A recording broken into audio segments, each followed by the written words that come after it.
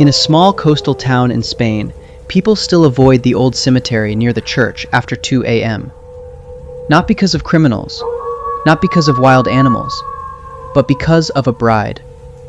A woman dressed in a white wedding gown. She doesn't scream. She doesn't attack anyone. She simply stands there, waiting. The locals say she's been waiting for more than a century, and anyone she mistakes for her groom never comes home.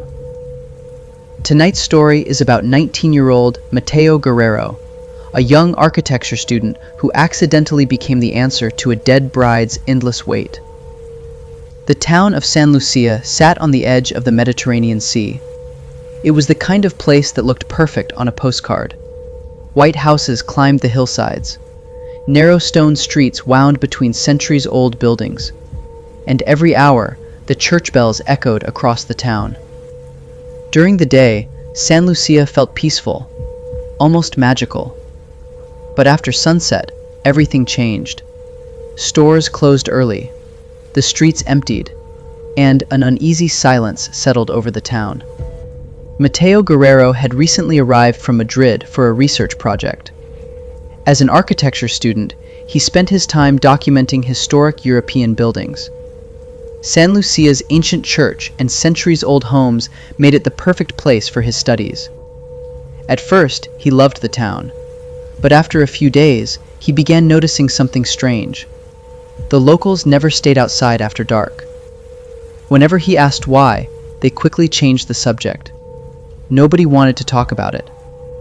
One evening, while photographing the church grounds, Mateo wandered into the old cemetery behind the building.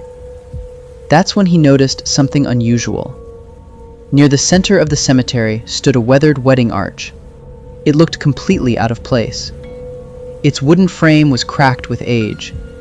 Dead flowers still hung from its sides, and the soil beneath it was darker than anywhere else in the cemetery.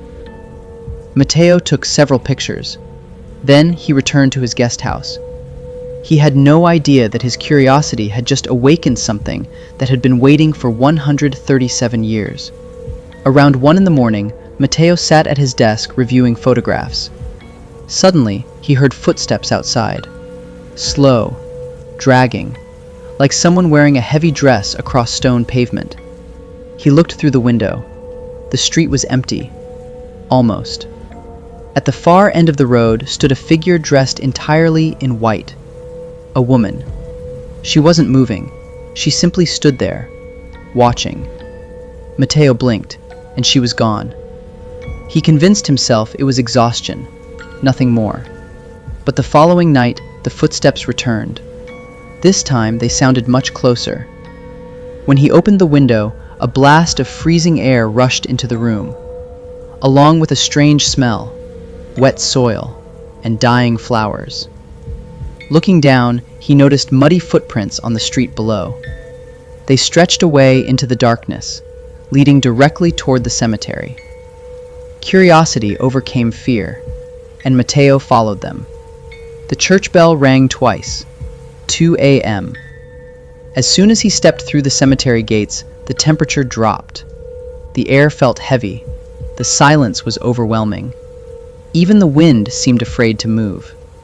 Eventually, he reached the old wedding arch, and that's when he saw her. A woman stood beneath it, wearing an antique white wedding dress, her face hidden behind a veil. She looked as though she were waiting for someone. Mateo felt his stomach tighten. Slowly, he stepped closer. The woman turned toward him. The veil lifted slightly, and Mateo's blood ran cold. Her skin was unnaturally pale. Her eyes were dark and hollow. Dried streaks of blood ran beneath them, as though she had cried tears of blood. Then he noticed something even worse. Her feet weren't touching the ground. She was floating. The church bell suddenly rang. Once, twice, 3 times, and the woman vanished, as if she had never been there.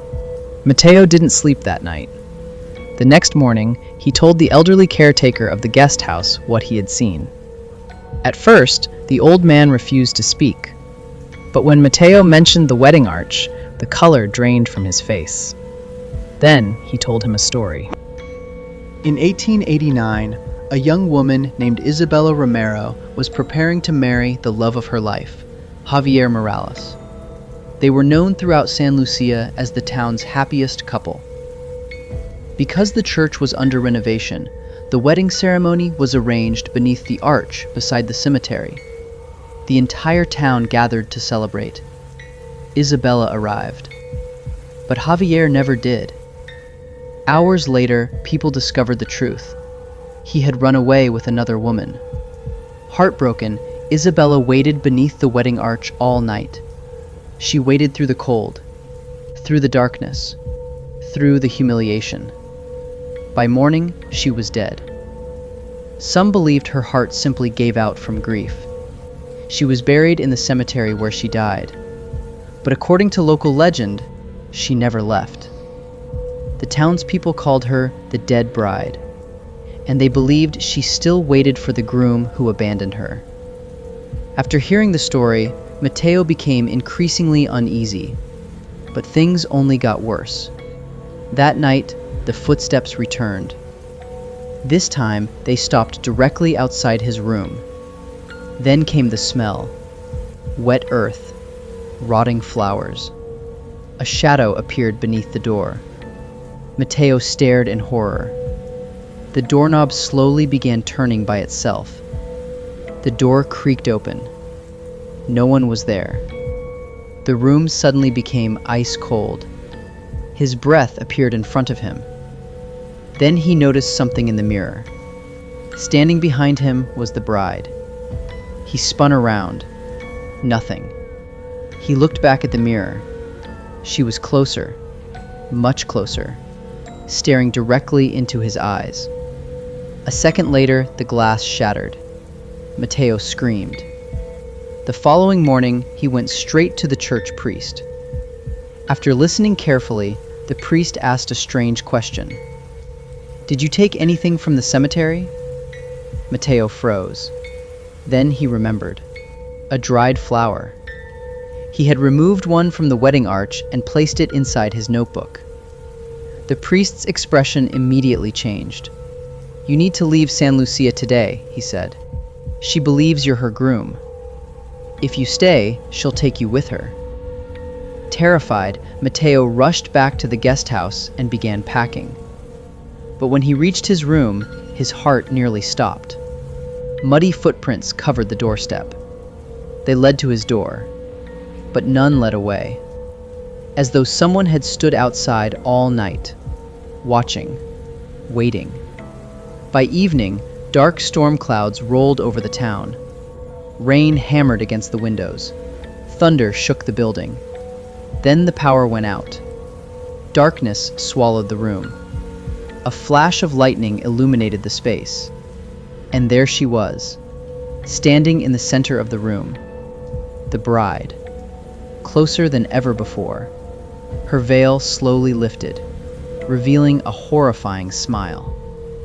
Mateo screamed and ran toward the door, but it slammed shut on its own. Then church bells exploded through the darkness. Once, twice, 3 times. And suddenly, everything went silent. When the caretaker arrived moments later, the room was empty. Mateo was gone.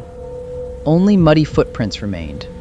2 sets, one belonging to Mateo, the other to the bride. Both led away from the guest house, toward the cemetery. The next morning, the town found Mateo's body beneath the old wedding arch. His face was frozen in terror. But that wasn't the most disturbing part. On his left hand was an antique wedding ring, the same ring that had supposedly been buried with Isabella Romero 137 years earlier. And that night, several residents reported seeing something they had never seen before. 2 figures standing beneath the wedding arch. Not one. A bride, and beside her, a groom. If you enjoyed tonight's story, subscribe to Virion Horror for more terrifying tales every week. Because sometimes, the dead don't want revenge. Sometimes, they just don't want to be alone.